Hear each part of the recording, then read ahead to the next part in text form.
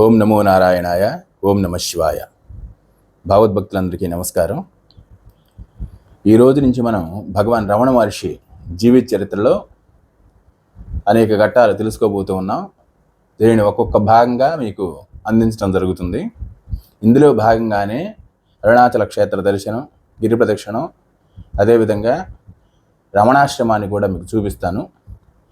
రమణ భగవానుడి జీవిత చరిత్ర తెలుసుకోకుండా అరుణాచల క్షేత్ర దర్శనం చేయటం అంటే అది అసంపూర్ణమే అవుతుంది. కాబట్టి మనం ప్రతిరోజు కూడా రమణ భగవానుడి యొక్క జీవిత చరిత్రను తెలుసుకునేటువంటి ప్రయత్నం చేద్దాం. ఈరోజు భగవాన్ రమణ మహర్షి జీవిత చరిత్రలో మొదటి భాగం చెప్పుకుందాం. 1879 ప్రాంతంలో, అంటే స్వాతంత్రానికి పూర్వం, తిరుచిలి పట్టణంలో సుందరం అయ్యర్ అళగమ్మ అనేటువంటి ద్రావిడ స్మార్త బ్రాహ్మణ కుటుంబానికి చెందినటువంటి దంపతులు ఉండేవాళ్ళు. వాళ్ళు ఇంటి పేరు తిరుచుళి, గోత్రం పరాశర గోత్రం. సుందరం అయ్యర్ గారు వృత్తిరీత్యా ప్లేడర్గా ఉండేవాళ్ళు. తిరుచులి చుట్టుపక్కల ప్రాంతాల్లో కూడా ఆయనకి ఎంతో గౌరవ మర్యాదలు ఉండేవి. అంతేకాకుండా ఆయన దయార్ద్ర హృదయుడు. అంతేకాకుండా ప్రతిరోజు కూడా వాళ్ళ ఇంట్లో ఎవరో ఒకరు చెయ్యి కడుక్కుని వెళ్ళవలసిందే అని చెప్తారు. అంటే ప్రతిరోజు ఎవరో ఒకరికి అన్నదానం చేసేవాళ్ళు వాళ్ళు. అలాంటి పుణ్య దంపతులు తిరుచులిలో నివసిస్తున్నటువంటి సమయంలో ఆ తిరుచిలి పట్టణంలో భూమినాథేశ్వరుని దేవాలయం ఉంది. ఆ దేవాలయంలో ప్రతి సంవత్సరం కూడా ఆర్ద్రా దర్శనోత్సవం వైభవంగా నిర్వహిస్తారు. ఈ ఆర్ద్రా దర్శనోత్సవం యొక్క ప్రత్యేకత ఏమిటంటే, గౌతమ మహర్షి, పతంజలి మహర్షి, వ్యాఘ్రపాద మహర్షులకి పరమశివుడు శివతాండవాన్ని దర్శనం ఇచ్చేటువంటి రోజు ఆర్ద్రా దర్శనం నిర్వహిస్తారు. ఈ ఆర్ద్రా దర్శనం అనేది 1879 ప్రాంతం డిసెంబర్ 30వ తేదీన ఈ యొక్క తిరుచులిలో ఉన్నటువంటి భూమినాథేశ్వర దేవాలయంలో వైభవోపేతంగా జరుగుతూ ఉంటుంది. భూమినాథేశ్వరుని గ్రామోత్సవం దాదాపు అర్ధరాత్రి 1 గంట సమయంలో దేవాలయం ముందుకు వచ్చి ఆగుతుంది. అదే సమయంలో సుందరం అయ్యర్ మరియు అళగమ్మ దంపతులకు ప్రమాదినామ సంవత్సరం మార్గశిర మాసం బహుళ విధియ పునర్వసు నక్షత్రం 3వ పాదం తులాలగ్నంలో ఒక బాలుడు జన్మిస్తాడు. ఆ బాలుడే మన భగవాన్ రమణ మహర్షి. సుందరం అయ్యర్ యొక్క వాళ్ళ కుటుంబానికి అందరికీ కూడా ఇలవేల్పు శ్రీ వెంకటేశ్వరుడు. అందువల్ల ఈ బాలుడికి కూడా నామకరణం చేసేటప్పుడు వెంకటేశ్వర శర్మ అనేటువంటి పేరును పెడతారు. వెంకటేశ్వరుణ్ణి వెంకటరమణ అని అంటారు కదా, అందువల్ల వాడుకలో అందరూ కూడా వెంకటేశ్వర శర్మని వెంకటరమణ అనేది కాస్త వెంకటరామన్ అని పిలుచుకుంటూ చివరికి వెంకటరామన్ అనేటువంటి నామం స్థిరపడిపోయింది. ఈయన స్కూల్లో జాయిన్ అయ్యేటటువంటి సందర్భంలో కూడా ఆ రిజిస్టర్లో కూడా వెంకటరామన్ అని రాపించడం జరిగింది. వెంకటరమణ్ చిన్నప్పటి నుంచి కూడా చదువులో చాలా వెనుకబడి ఉండేవాడు. ఆటపాటలో మాత్రం ముందుండేవాడు. ఆయనకి ఆడుకోవటం, అదేవిధంగా నదిలో ఈత కొట్టడం అనేవి ఇష్టమైనటువంటి వ్యాపకాలు. అయినప్పటికీ కూడా ఆయన ఏకసంతాగ్రహిగా ఉండేవాడు. సరిగ్గా చదివేవాడు కాదు, కానీ పాఠశాల ఉపాధ్యాయుడు ఒకరిని ప్రశ్న అడిగినప్పుడు వాడు సమాధానం చెప్తుంటే విని అప్పటికప్పుడు తాను కూడా సమాధానం చెప్పేవాడు. ఆ విధంగానే ఆయన తిరుచిలో ఉన్నటువంటి పాఠశాలలో 5వ తరగతి వరకు పూర్తి చేసుకున్నాడు. తర్వాత దిండిగల్లో ఫస్ట్ ఫారం పూర్తి చేసుకున్నాడు. అలాగే తన తండ్రి అయినటువంటి సుందరం అయ్యర్కి మదురైకి ట్రాన్స్ఫర్ అవుతుంది. ఆ సందర్భంలో మదురైలో ఉన్నటువంటి స్కాట్ మిడిల్ స్కూల్లో విద్యాభ్యాసాన్ని కొనసాగిస్తాడు. అలాగే మదురైలో ఉన్నటువంటి అమెరికన్ మిషన్ స్కూల్లో కూడా ఆయన విద్యాభ్యాసాన్ని కొనసాగించాడు. ఈ విధంగా ఆయన దాదాపు మెట్రికులేషన్ వరకు చదువుకోవడం జరిగింది. చిన్నప్పటి నుంచి కూడా వెంకటరామన్కి చదువులో ఆసక్తి ఉండేది కాదు, ఆటల్లోనే ఎక్కువ ఆసక్తి ఉండేదని చెప్పుకున్నాం కదా. అదేవిధంగా ఆయనకి చిన్నప్పటి నుంచి కూడా ఆధ్యాత్మికత పట్ల కానీ లేదా ఆధ్యాత్మిక పుస్తకాల పట్ల కానీ కూడా ఆసక్తి ఉండేది కాదు ఆయనకి. కానీ ఒకానొక సందర్భంలో ఆయన స్కూల్కి వెళ్తున్న సమయంలో రామస్వామి అయ్యర్ అనేటువంటి వాళ్ళ దగ్గర బంధువు ఎదురొస్తాడు. ఎదురొచ్చినప్పుడు ఆయన్ని బాగున్నారా, ఎలా ఉన్నారా, ఎక్కడి నుంచి వస్తున్నారని చెప్పేసి అడుగుతాడు. అడిగినప్పుడు ఆయన అరుణాచలం నుంచి వస్తున్నాను అని చెప్తాడు. ఆ అరుణాచలం అనేటువంటి పేరు వినగానే ఈ వెంకటరామన్ ఎంతో ఉద్విగ్నతకు గురి అవుతాడు. ఆయనకి ఇప్పటి నుంచో అరుణాచలంతో సంబంధం ఉంది అన్న విధంగా ఆయన భావన చేసుకుంటాడు. సరే, ఆయన ఆ మాట చెప్తాడు. అప్పుడు ఆయన్ని అరుణాచలం అనేది ఎక్కడ ఉంది అంటే, ఈయన అసలు అరుణాచలం అనేటువంటి క్షేత్రం అనేది ఈ భూమి మీదే లేదు అని చెప్పేసి ఆయన అనుకుంటూ ఉంటాడు. అది ఒక గొప్ప క్షేత్రం ఎక్కడ ఉందో అని చెప్పేసి ఆయనతోటి అరుణాచలం ఎక్కడ ఉంది అని చెప్పేసి అడుగుతాడు. అడిగినప్పుడు ఆయన, ఏమిరా అది కూడా తెలియదా, అరుణాచల క్షేత్రం తిరువన్నామలైలో ఉంది అని చెప్తాడు. ఇప్పుడు ఓహో అలాగా అని చెప్పేసి తెలుసుకొని అక్కడి నుంచి వెళ్ళిపోతాడు. సరే, సాధారణంగానే ఇలాగే రోజులు గడిచిపోతూ ఉంటాయి. 1892 ప్రాంతంలో సుందరం అయ్యర్ గారు అకస్మాత్తుగా మరణించడం జరిగింది. ఆ సమయంలో సుందరం అయ్యర్ గారికి 4 సంతానం ఉన్నారు. పెద్దవాడి పేరు నాగస్వామి అయ్యర్, రెండవ వాడు వెంకటరామన్, మూడవ వాడు నాగసుందరం అయ్యర్, ఆఖరిగా ఒక ఆడపిల్ల అలివేలు మంగ, ఆ పిల్ల పేరు. ఈ 4 సంతానం ఉన్నారు. ఆయన అకస్మాత్తుగా చనిపోవడం జరిగింది. ఈ సుందరం అయ్యర్ గారికి 2 సోదరున్నారు, సుబ్బరామ అయ్యర్, అదేవిధంగా ఇంకొకరు నెలియప్పర్ అని చెప్పేసి. ఈ సుబ్బరామ అయ్యర్ గారు ఈ పెద్ద పిల్లలిద్దరినీ కూడా తీసుకుని మధురైకి తీసుకుని వెళ్ళిపోతాడు. మిగతా అళగమ్మ ఈ చిన్నపిల్లలిద్దరిని అంటే నాగసుందరాన్ని అదేవిధంగా అలివేలు మంగళం ఉంచుకొని నెలియప్పర్ దగ్గరే ఉంటుంది. తండ్రి చనిపోయిన తర్వాత నాగస్వామి అయ్యర్ మాత్రం చదువులో ఇంకా చురుగ్గా ఉండి బాగా చదువుకుంటూ ఇంకా పై స్థాయికి వెళ్తాడు. వెంకటరామన్ మాత్రం అప్పటికి కూడా చదువులో వెనకబడి ఉంటాడు. 1895 ప్రాంతంలో నాగస్వామి అయ్యర్కి వివాహం అవుతుంది. ఆ సమయంలో వెంకటరామన్ కూడా తోడి పెళ్లి కొడుకుగా ఉంటాడు.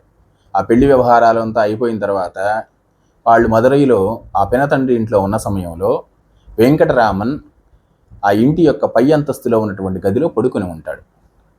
అలా పడుకొని ఉన్నటువంటి సమయంలో హఠాత్తుగా ఆయనకి ఒక మృత్యు భయం ఆవహిస్తుంది. నేను చనిపోబోతున్నాను అని చెప్పేసి అనిపిస్తుంది. అది ఎందుకు అనిపించిందో ఆయనకు కూడా అర్థం కాలేదట.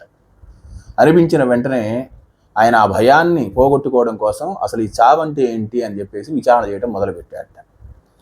ఇప్పుడు చనిపోతే ఏమవుతుంది, ఈ శరీరం అంతా కూడా బిగుసుకొని పోతుంది, ఊపిరి ఆగిపోతుంది అని చెప్పేసి ఊపిరాపేసి కాళ్ళు చేతులు బిగించేసేసి ఒక చనిపోయినటువంటి శరీరాన్ని అనుకరించడం మొదలుపెట్టాడు. అప్పుడు ఈ విధంగా అనుకున్నాడు, ఈ శరీరం జడం, ఇది బిగుసుకుపోయింది, అయినా కూడా నాకు బాహ్య స్మృతి అర్థమవుతుంది, అంటే ఈ శరీరాన్ని నేను కాదు అని చెప్పేసి అనుకున్నాడు. ఇప్పుడు నేను చనిపోయాను కాబట్టి అందరూ వచ్చి నా శరీరాన్ని తీసుకొని శ్మశానానికి తీసుకుని పోతారు, అక్కడ కట్టెల్లో వేసి తగలేస్తారు. అప్పుడు నా శరీరం అంతా కూడా బూడిదైపోతుంది. అప్పటికి కూడా నాకు బాహ్య స్మృతి తెలుస్తూనే ఉంది. అంటే ఈ స్మృతి ఏమిటి అంటే, ఈ శరీరానికన్నా వేరుగా ఉన్నదే ఈ యొక్క స్మృతి, ఇదే నేను. అంటే ఈ శరీరం జడ పదార్థం, ఇది ఆలోచించలేదు, ఇది నేను కాదు. ఏదైతే స్మృతి ఉందో, దీన్ని నడిపిస్తూ ఉందో ఈ శరీరాన్ని, ఈ శరీరం నశించినప్పటికీ కూడా అది నశించకుండా శాశ్వతంగా ఏదైతే ఉందో ఆ యొక్క చిద్వస్తువే ఈ నేను అని చెప్పేసి ఆయన తెలుసుకుంటాడు. తక్షణమే ఆయనకి ఆత్మజ్ఞానం ప్రాప్తిస్తుంది. కానీ ఆయనకి ఆత్మజ్ఞానం ప్రాప్తించింది అనేటువంటి విషయం ఆయనకి అర్థం కాదు, చిన్నపిల్లవాడు కదా. ఈ విధంగా కొన్ని రోజులు గడిచిపోతూ ఉంటాయి. ఒకనొక సందర్భంలో ఆయన స్కూల్లో ఆయన చదువులో వెనకబడి ఉంటాడు కదా, ఇంగ్లీషు వ్యాకరణం నేర్పించేటువంటి ఉపాధ్యాయుడు వ్యాకరణంలో వెంకటరామన్ వెనకబడి ఉన్నాడని చెప్పేసి, ఆయన సరిగ్గా వ్యాకరణం పూర్తి చేయలేదని చెప్పేసి ఆయనకి బెయిన్ వ్యాకరణాన్ని 3 సార్లు రాసుకొని రమ్మంటాడు. అప్పుడు వెంకటరామన్ ఇంటికి వచ్చి, ఇది 1896లో ఆగస్టు 29వ తేదీన మధ్యాహ్నం 11 గంటలకు జరిగినటువంటి విషయం. వెంకటరామన్ ఆ బెయిన్ వ్యాకరణాన్ని రాయటానికి ప్రయత్నం చేస్తూ ఉంటాడు. కష్టపడి ఎంతో ప్రయత్నం చేసినా కూడా ఆయన వల్ల కాదు. అప్పుడు ఏంటిది, ఒక లక్ష్యం అనేది లేకుండా జీవితానికి ఈ విధంగా ఒక జడ యంత్రంలాగా చేస్తూ ఉన్నానే నేను, ఇది కాదు అసలు మన జీవితం యొక్క ముఖ్య ఉద్దేశం అని చెప్పేసి అనుకొని ఆ పుస్తకాలని దూరంగా విసిరేస్తాడు. విసిరేసి ధ్యానంలో కూర్చొని ధ్యానం చేయడం మొదలు పెడతాడు. ఇదంతా కూడా అక్కడే కూర్చొని వెంకటరామన్ అన్నయ్య అయినటువంటి నాగస్వామి అయ్యర్ చూస్తూ ఉంటాడు. చూస్తూ ఉండి ఇలా అన్నీ వదిలేసి ధ్యానం చేసుకుని తపస్సు చేసుకునేవాడికి చదువు ఇలాంటివన్నీ ఎందుకో అంటాడు. అన్న వెంటనే ఈయన కూడా మనసులో అనుకుంటాడు, అది కూడా నిజమే కదా, అయితే నేను ఈ క్షణమే నేను నా తండ్రిని అంటే ఆ భగవంతుడిని వెతుక్కుంటూ ఆయన అన్వేషణలో వెళ్ళిపోతాను అని చెప్పేసి అనుకొని వెంటనే లేచి నిలబడతాడు. నిలబడిన వెంటనే నాగస్వామి అడుగుతాడు, ఏమిరా, ఏమి లేచి నిలబడ్డావు, ఎక్కడికి వెళ్తున్నావు అని చెప్పేసి అంటాడు. అంటే నాకు ఈరోజు స్కూల్లో ఎలక్ట్రిసిటీకి సంబంధించినటువంటి ఒక క్లాస్ ఉంది, దానికి వెళ్ళాలి అంటాడు. అంటే సరే అయితే ఎలాగ నువ్వు స్కూల్కి వెళ్తున్నావు కదా, నేను కూడా కాలేజీలో ఫీజు కట్టాలి, కింద పెట్టెలో 5 రూపాయలు ఉన్నాయి, అవి తీసుకుని నా కాలేజీ ఫీజు కట్టేసే అని చెప్తాడు.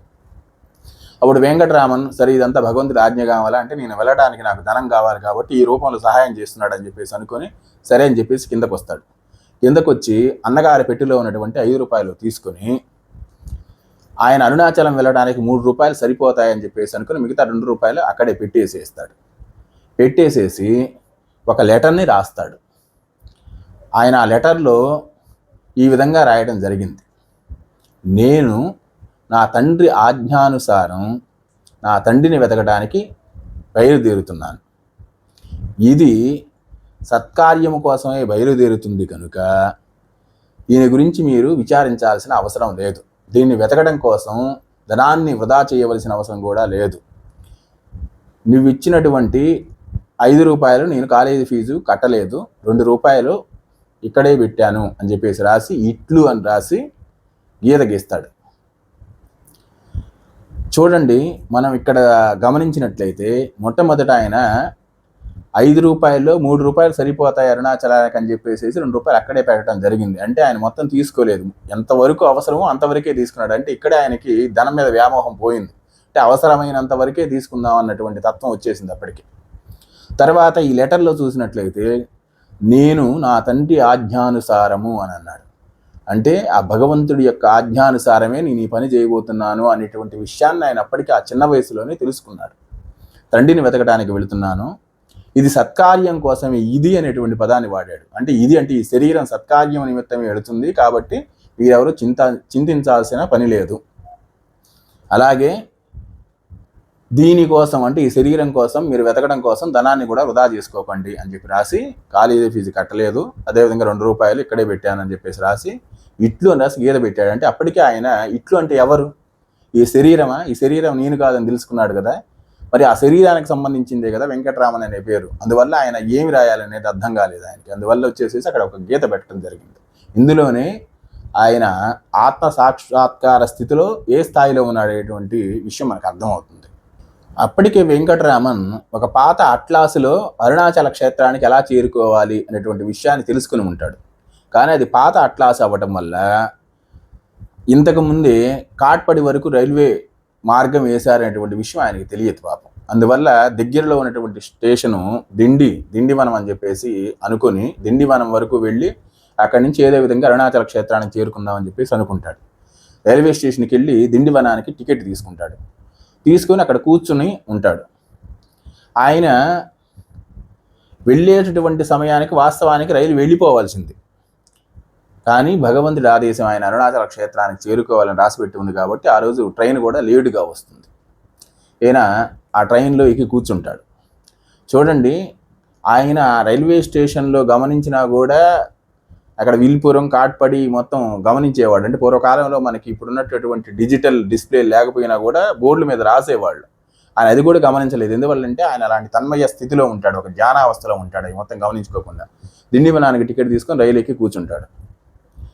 కూర్చున్న తర్వాత ధ్యాన నిష్టలోకి వెళ్ళిపోతాడు.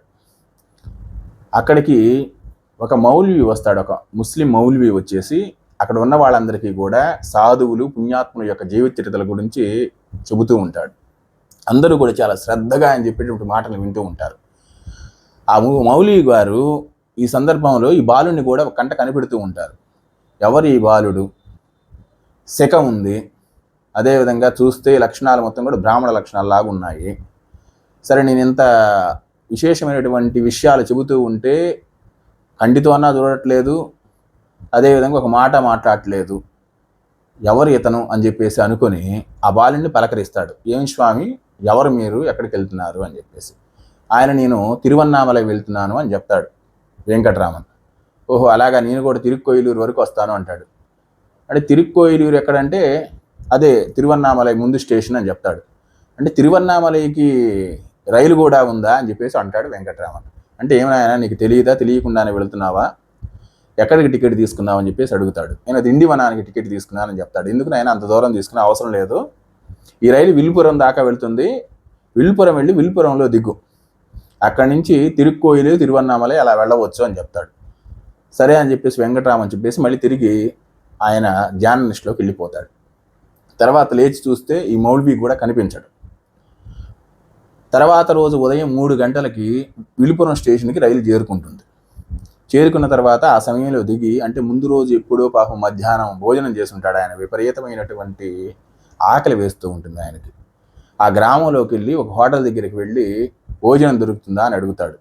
వాళ్ళు ఇప్పుడే ఉండము, నువ్వు చాలాసేపు వేచి చూడవలసి ఉంటుంది అంటాడు. అలాగే అని చెప్పేసి అక్కడ చాలాసేపు వేచి చూస్తాడు. వేచి చూసిన తర్వాత అక్కడే ఉండి ధ్యాన నిష్టలో కూర్చుంటాడు ఆయన. ధ్యాన నిష్టలో కూర్చుంటే ఆ హోటల్ యజమాని ఈ వాళ్ళని అన్ని గమనిస్తుంటాడు. ఎవరు చెవి పోగులు ధరించి ఉన్నాడు, సెగ ధరించి ఉన్నాడు, ఎవరు ఈ అబ్బాయి భోజనానికి వచ్చి ఇక్కడ కూర్చొని ధ్యానం చేయటం మొత్తం కూడా గమనిస్తూ ఉండి, భోజనం అయిన తర్వాత అబ్బాయిని లేపి భోజనం పెడతారు. పెట్టిన తర్వాత ఎంత అయిందని అబ్బాయి అడుగుతాడు. నీ దగ్గర ఎంత ఉన్నాయి అని అంటే ఆ అబ్బాయి దగ్గర ఉన్నటువంటి చిల్లరంతా కూడా తీసి వాళ్ళ ముందు లెక్క పెడుతూ ఉంటాడు. పాప ఆయన అది చూసి, వద్దులేనాయన, నువ్వు డబ్బులు ఏమి ఇవ్వాల్సిన అవసరం లేదు, వెళ్ళు అంటాడు. అప్పుడు అది భగవంతుడి యొక్క ఆజ్ఞగా భావించి, అంటే భగవంతుడు చేసినటువంటి సహాయంగా ఆయన అనుకొని ఆ డబ్బులతోటి దగ్గరలో ఉన్నటువంటి స్టేషన్ అరయణై-నెల్లూరుకి టికెట్ తీసుకొని అక్కడికి వెళ్ళిపోతాడు. అంటే అక్కడికి వెళ్ళి అక్కడి నుంచి ఎంత దూరం కుదిరితే అంత దూరం నడిచి, అంటే అక్కడి నుంచి తిరువన్నామలై ఎంత దూరం ఉంటుందో అంత దూరం నడిచి వెళదామని చెప్పేసి అనుకొని అరయణ్-నెల్లూరుకి టికెట్ తీసుకొని అరయణ్-నెల్లూరుకి వెళ్ళిపోతాడు. అరయణ్-నెల్లూరులో రైలు దిగిన తర్వాత విపరీతమైనటువంటి ఆకలి వేస్తూ ఉంటుంది. ఆయన అలా వెతుక్కుంటూ పోతున్నటువంటి సందర్భంలో ఒక ఆలయం కనిపిస్తుంది. అదే అతులనాథేశ్వరుని దేవాలయం. ఆ దేవాలయంలోకి వెళ్ళి అక్కడ ఉన్నటువంటి మండపంలో కూర్చొని ధ్యానం చేయడం ప్రారంభం చేస్తాడు. ధ్యానం చేస్తూ ఉన్నప్పుడు మధ్యలో ఆ ధ్యానం నుంచి బయటకు వచ్చి చూసినప్పుడు ఒక పెద్ద కాంతి పుంజం దేదీప్యమానంగా వెలుగుతూ ఆయన చుట్టూ, అదేవిధంగా దేవాలయాన్ని మొత్తం కూడా ముంచేసి ఉంటుంది. అప్పుడు ఆయన ఆశ్చర్యానికి లోనయ్యి, ఈ కాంతి పుంజం ఎక్కడి నుంచి వస్తుంది, బహుశా గర్భాలయంలో ఉన్నటువంటి విగ్రహం నుంచి వస్తుందేమో అని చెప్పేసి వెతుక్కుంటూ గర్భాలయం దగ్గరికి వెళ్తాడు. చూస్తే అక్కడి నుంచి ఇది రావట్లేదని అర్థమవుతుంది. ఇది బహుశా ఆ రమణ భగవానుని ఆత్మజ్యోతి ఈ విధంగా బయటకు వచ్చి ఆ దేవాలయాన్ని కూడా అంతా కూడా ముంచెత్తి ఉండవచ్చు. సరే, ఆ బాలుడు ఆ విషయం తెలియక వచ్చి మళ్ళీ అక్కడికి వచ్చేసి మండపంలో కూర్చొని ధ్యానం చేస్తూ ఉంటాడు.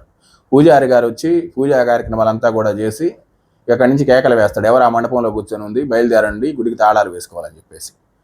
పాపం ఈ వెంకటరామన్ ఆకలితో ఉండి ఆ పూజారిని అడుగుతాడు, ఏదైనా ప్రసాదం కొంచెం పెట్టండి, ఆకలి అవుతుందని. ఆ పూజారి నిర్దయగా, వంట నీకు వండి వార్చడానికి ఇక్కడ ఎవరైనా ఉన్నారనుకుంటున్నావా, వెళ్ళవయ్యా అంటాడు. అంటే అక్కడ ఉన్నటువంటి పరిచారకులకి పాపం బాధేసి తమతో పాటు కీలూరు దేవస్థానానికి రమ్మని, కీలూరులో విరాటేశ్వర స్వామి ఆలయం ఉంది, అక్కడికి రానాయన, అక్కడ నీకు ప్రసాదం దొరుకుతుందేమో చూద్దాం అని చెప్పేసి అంటారు. పరిచారకులు అంటే దేవాలయంలో పూజారితో పాటు దేవాలయంలో పూలు కొయ్యటం, అంతరాలయం శుభ్రం చేయటం, ఈ విధంగా సేవలు చేయటానికి మరికొందరు బ్రాహ్మణులు ఉంటారు, వాళ్ళని పరిచారకులు అంటారు. ఈ యొక్క అతులనాథేశ్వరుని ఆలయంలో పనిచేసేటువంటి పరిచారకులే కీలూరులోని విరాటేశ్వర స్వామి దేవాలయంలో కూడా పరిచారకులుగా పనిచేస్తారు. వాళ్ళు ఈ వెంకటరామాన్ని వెంట పెట్టుకొని తీసుకుని పోతారు. వాళ్ళు దగ్గరలో ఉన్నటువంటి కీలూరు గ్రామానికి వెళ్ళి ఆ యొక్క విరాటేశ్వర దేవాలయంలోకి వెళ్తారు. వెళ్ళిన తర్వాత అక్కడికి కూడా వెళ్ళి ఈయన కూర్చొని ధ్యానంలో కూర్చుంటాడు. ఈయన కూర్చున్న తర్వాత అక్కడ పూజ అంతా అయిపోయిన తర్వాత పూజారి వచ్చి మళ్ళీ అబ్బాయిని ఇక బయలుదేరిన ఆయన తాళాలు వేసుకోవాలి అంటాడు. అంటే పాపం ఆయన కూడా వెంకటరామన్ అడుగుతాడు, చాలా ఆకలిగా ఉందండి, ప్రసాదం కొంచెం పెట్టండి అంటే పాపం ఆయన కూడా నిర్దయగా నిరాకరిస్తాడు ప్రసాదం పెట్టడానికి. అప్పుడు అక్కడ ఉన్నటువంటి భజంత్రీల్లో మృదంగం వాయించేటువంటి వ్యక్తి ఒకతను పూజారితోటి, స్వామి పాపం చిన్నపిల్లవాడు కదా, ఆకలి వేస్తుంది అంటున్నాడు, కొంచెం ప్రసాదం పెట్టండి. సరే, మీరు ప్రసాదం ఇవ్వకపోయినా నా వాటా వస్తుంది కదా ప్రసాదం, అది ఆ పిల్లవాడికి ఇవ్వండి, పాపం ఆకలితో ఉన్నట్టున్నాడు అంటాడు. ఆ పూజారి సరేనని ఆ మృదంగం వాయించేటువంటి వ్యక్తి యొక్క వాటాని ఆ పిల్లవాడికి ఇచ్చేస్తాడు. ఆ పిల్లవాడు అది తీసుకొని బాగా దాహం వేస్తుందని చెప్తే దగ్గరలో ఉన్నటువంటి బ్రాహ్మణుల ఇల్లు చూపిస్తారు. వాళ్ళు అక్కడికి వెళ్ళి మంచినీళ్ళు తాగు అని చెప్పేసి అక్కడికి వెళ్ళి ఒక ఇంటి దగ్గర నిలబడి మంచినీళ్ళ కోసం ఎదురు చూస్తున్నటువంటి సమయంలో తీవ్రమైనటువంటి అలసట వస్తుంది. అలసట అంతేకాకుండా ఒక మైకం కమ్మి పడిపోతాడు. అక్కడే మైకం కమ్మి పడిపోయినటువంటి చాలాసేపటి తర్వాత లేచి చూస్తే చుట్టూ జనాలు పోగి చూస్తూ ఉంటారు. ఈ పిల్లవాడు లేచి చూస్తే అతని చేతిలో ఉన్నటువంటి ప్రసాదం దూరంగా పడి ఉంటుంది. లేచి అవే ఏరుకొని కొద్దిగా తిని బాగా విపరీతమైనటువంటి అలసటగా ఉండటం వల్ల అక్కడే దగ్గరలో ఉన్నటువంటి ఒక ఇసుక తిన్నె మీద కొనుక్కొని నిద్రపోతాడు. తర్వాత రోజు అంటే 1896 ఆగస్టు 31వ తేదీ ఆ రోజు గోకులాష్టమి పండుగ. ఈ సందర్భంగా ఆ గ్రామంలో విశేషంగా కృష్ణుడికి ఆరాధన పూజాది కైంకర్యాలు జరుగుతూ ఉంటాయి. ఆ దగ్గరలో ఉన్నటువంటి ఒక బ్రాహ్మణుడి ఇల్లు అంటే ముత్తుకృష్ణ భాగవతారు గారింటికి వెళ్ళి ఆకలి అవుతుంది భోజనం పెట్టమని చెప్పేసి వెంకటరామన్ అడుగుతాడు. ఆ ముత్తుకృష్ణ భాగవతారు గారు స్నానం చేస్తూ ఇంట్లో ఆడవాళ్ళు ఎవరు లేరయ్యా, కొంచెం ఆగు, వస్తే వాళ్ళు ఇంట్లో ఏదైనా ఉంటే పెడతారు అంటాడు. సరే అని వెంకటరామన్ ఎదురు చూస్తూ ఉంటే కొంతసేపటి తర్వాత ఈ ఆడవాళ్ళు నదికి వెళ్ళి ఉంటారు. వాళ్ళు అక్కడి నుంచి నీళ్లు తెచ్చుకొని ఇంటికి వస్తారు స్నానాలు చేసేసి. సరే ఈ పిల్లవాడిని చూసిన వెంటనే ఈ ముత్తుకృష్ణ భాగవతారు గారికి ఒక చెల్లెలు ఉంటుంది వితంతువు. ఆవిడ పాపం ఈ బాలుని చూసిన వెంటనే ఈరోజు గోకులాష్టమి సాక్షాత్తు శ్రీకృష్ణ పరమాత్మే ఈ బాలుడి రూపంలో మా ఇంటికి వచ్చినట్టున్నాడు అని చెప్పేసి అనుకొని వెంటనే ఆ అబ్బాయికి భోజనం పెట్టడం కోసం వంట ఆరంభం చేస్తుంది. కానీ పాపం అప్పటికి ఈ అబ్బాయి సొమ్మసిల్లి పడిపోయేటువంటి స్థితిలో ఉంటాడు. అందువల్ల ఆవిడ పాపం మైలైనప్పటికీ అంటే స్నానం చేసి వచ్చినప్పుడు ఈ చద్ది అన్నం వీటన్నిటి కూడా తాకరు. కానీ ఆవిడ మైలైనప్పటికీ పాపం ఈ బాలుడి దుస్థితిని గ్రహించి ఆ చద్ది అన్నమే తీసుకొని వచ్చి ఆ బాలుడికి తినిపిస్తుంది. ఆ బాలుడు అదంతా కూడా తిని అక్కడ కూర్చుంటాడు. కూర్చున్న తర్వాత అక్కడి నుంచి తిరువన్నామలై ఎలా అని ఆలోచిస్తున్నప్పుడు కొంచెం ధైర్యం చేసి తన చెవికున్నటువంటి పోగులు తీసి ఆ ముత్తుకృష్ణ భాగవతారు గారి దగ్గరికి వెళ్ళి, స్వామి నేను మధురై నుంచి వస్తున్నాను, ఫలానా వాళ్ళ అబ్బాయిని అని చెప్పేసి వివరాలు కూడా చెప్తాడు. చెప్పి అంటే వాళ్ళు వెళ్ళి ఎక్కడ కనుక్కుంటారులే అన్నది వెంకటరామన్ ఉద్దేశం. ఆ చెవులుకున్నటువంటి ఈ పోగులు మీ దగ్గర తాకట్టు పెట్టుకొని నాకు ఒక 4 రూపాయలు ఇప్పించినట్లయితే నేను తిరువన్నామలై వెళ్ళిపోతాను, నా దగ్గర ఉన్నటువంటి డబ్బులు అయిపోయాయి కాబట్టి మిమ్మల్ని నేను ఈ విధంగా అడుగుతున్నాను అని చెప్పేసి అంటాడు. ఆయన బంగారాన్ని పరిశీలన చేస్తే అది శ్రేష్టమైనటువంటి బంగారంగా తేలుతుంది. అంతేకాకుండా విలువైనటువంటి రాళ్ళు కూడా అందులో పొదిగి ఉంటాయి. అందువల్ల ఎంత చూసినా కూడా ఇది 20 రూపాయల వరకు ఉంటుంది. ఈ పిల్లవాడు 4 రూపాయలు అడుగుతున్నాడు, పైగా అడ్రస్ కూడా చెప్పాడు కాబట్టి ఇవ్వవచ్చులే అని చెప్పేసి ఆ అబ్బాయికి 4 రూపాయలు ఇచ్చి ఒక చీటీ మీద ఆయన అడ్రస్ మొత్తం రాసిస్తాడు. కృష్ణ భాగవతారు గారు ఈ ఊళ్ళో కీరూరులో ఉంటారు, నువ్వు గనక ఈ చెవి పోగులు మళ్ళీ విడిపించుకోవాలనుకుంటే ఈ అడ్రస్ పట్టుకొని వచ్చేసేసి నా దగ్గర ఈ చెవి పోగులు విడిపించుకునే వాళ్ళు వచ్చి 4 రూపాయలు ఇచ్చేసి నాకు వడ్డీ కూడా అవసరం లేదు అంటాడు పాపం ఆయన. సరే అని చెప్పేసి అనుకుంటారు. అదే సందర్భంలో ముత్తుకృష్ణ భాగవతారు గారి భార్య వచ్చేసేసి వంట మొత్తం కూడా అయిపోయింది, నైవేద్యం కూడా పెట్టేశాం కాబట్టి వచ్చి భోజనం చేయమంటుంది. వాళ్ళు ఇరువురు లోపలికి వెళ్తారు. అక్కడ బాగా చక్కగా పంచపక్ష ప్రమాణాలతో భోజనం పెడతారు. ఆ భోజనం చేసేసిన తర్వాత ఈ బాలుడిక రైల్వే స్టేషన్కి బయలుదేరుతాడు వెంకటరామ. బయలుదేరేటువంటి సమయంలో వాళ్ళు సాయంత్రం కూడా శ్రీకృష్ణుడి కోసం రకరకాలైనటువంటి ప్రసాదాలు తయారు చేసి సాక్షాత్తు మన ఇంటికి వచ్చినటువంటి అతిథే శ్రీకృష్ణుడు అనుకుని ఆ బాలుడికి ఆ ప్రసాదాలన్నీ కూడా మూట కట్టిస్తారు, నాయన దారిలో తిను అని చెప్పేసి. అవి మొత్తం ఆ బాలుడు తీసుకొని వెళుతూ దారిలో అనుకుంటాడు, ఇక నేను మళ్ళీ ఊరు రావటం, ఈయన దగ్గర ఈ చెవి పోగులు విడిపించుకోవడం మొత్తం జరుగుతుందా అని చెప్పేసి అనుకొని నవ్వుకుంటూ ఆ చీటిని చింపి అవతల బారేసేసి వెళ్ళిపోతాడు. వెళ్ళిపోయి రైల్వే స్టేషన్కి వెళ్ళి తిరువన్నామలై రైలు ఎక్కి కూర్చుంటాడు. ఇక అక్కడి నుంచి ఎప్పుడు వస్తుందో ఆ తిరువన్నామలై అనేటువంటి ఉద్దేశంతో 1000 కళ్ళతో ఎదురు చూస్తూ ఉంటాడు. మనం కూడా మొట్టమొదటిసారి అరుణాచలం వెళ్ళినప్పుడు ప్రతి కొండ తిరువన్నామలై ఏమో అనేటువంటి ఉద్దేశంతో చూస్తూ ఉంటాం. అంటే అంతటి ఉత్సుకత ఉంటుంది, ఇప్పుడెప్పుడు చూస్తామా అరుణాచలాన్ని. ఆ విధంగా ఆయన కూడా ఎంతో ఉత్సుకతతోటి ఆ యొక్క అరుణాచల పర్వతాన్ని వీక్షించేటువంటి ఉద్దేశంలో ఉంటాడు. తీరా అరుణాచల పర్వతం కనిపించేటువంటి సమయంలో ఈయనకి ఆనంద బాష్పాలు వచ్చేసి ఆ పర్వతం కూడా సరిగ్గా కనిపించదు, అంతటి తన్మయత్వంలోకి వెళ్ళిపోతాడు. ఎప్పుడైతే ఈ యొక్క రైలు తిరువన్నామలై క్షేత్రంలో ఆగుతుందో తక్షణమే రైలు దిగి పరుగున అరుణాచలేశ్వరుని ఆలయం వైపు పరిగెత్తి అక్కడికి వెళ్ళిన తర్వాత ఆ సమయంలో అరుణాచలేశ్వర ఆలయంలో జీర్ణోద్ధరణ జరుగుతూ ఉంటుంది. అంటే దేవాలయంలో భక్తులు ఎవరిని రానికుండా తలుపులు వేసేసి కార్యక్రమం అంతా కూడా చేస్తుంటారు, జీర్ణోద్ధరణ కార్యక్రమం. కానీ ఈయన కోసమే అన్నట్లుగా, అంటే అరుణాచలేశ్వరుడు ఈయనకు స్వాగతం పలుకుతున్నాడా అన్నట్లుగా దేవాలయం తలుపులన్నీ తీసుంటాయి. ఆఖరికి లోపల ఉన్నటువంటి గర్భాలయం తలుపులు కూడా తీసి ఉంటాయి. అక్కడ ఒక్క నరమానవుడు ఉండడు బ్రాహ్మణులతో సహా. ఈయన నేరుగా పరుగున దేవాలయంలోకి వెళ్ళి ఏకంగా గర్భాలయంలోకి వెళ్ళి ఆయన దగ్గరికి వెళ్ళి, అప్ప నీ ఆజ్ఞ మేరకు నేను వచ్చేసాను, నన్ను నీకు సమర్పించుకుంటున్నాను అని చెప్పేసి అంటూ ఆ శివలింగం ముందు సాష్టాంగ పడతాడు. అంతటితోటి ఆయన అన్వేషణ పూర్తవుతుంది.